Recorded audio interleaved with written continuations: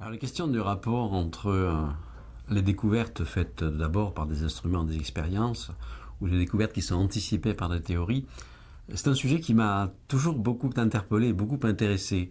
Parce que, notamment, moi je suis un théoricien pur, je n'ai jamais fait d'expérience, ni de manip, et je suis essentiellement dans un milieu, l'Observatoire de Paris, où je suis plutôt effectivement entouré d'astronomes au sens traditionnel du terme, qui font des observations et qui se fondent sur ces données pour effectivement établir des modèles et des interprétations.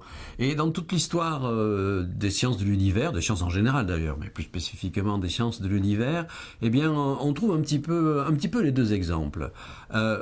Si on pense par exemple aux particules élémentaires, alors c'est vrai que certaines d'entre elles ont été découvertes par des expériences de laboratoire, donc un petit peu par le hasard, on appelle ça en anglais découverte par serendipity.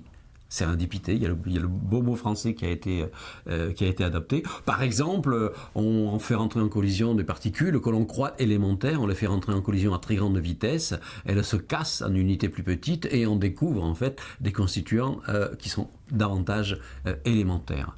Pourtant, malgré tout, la plupart du temps, dans la physique du XXe siècle, parce que c'est uniquement au XXe siècle qu'on a pu développer des théories et des modèles sérieux sur la physique des particules élémentaires, la plupart du temps, ce sont d'abord des calculs de théoriciens, des modèles sur la structure possible de la matière à l'échelle infinitésimale qui ont permis d'anticiper l'existence de telle ou telle particule. Exemple, le neutrino.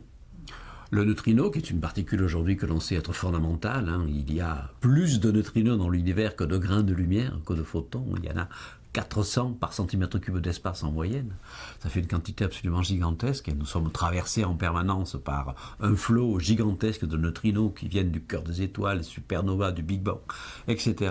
Et donc cette particule qui est aussi importante, elle a d'abord été découverte sur le papier dans les années 1930 par des théoriciens de la physique donc des hautes énergies qui s'intéressaient en fait à un processus qui s'appelle la désintégration bêta, c'est une forme de désintégration radioactive. On sait par exemple que le neutron, qui est l'une des particules soi-disant prétendument élémentaires à l'époque, avait un temps de vie à l'état libre assez court et se désintégrait pour donner un proton et un électron.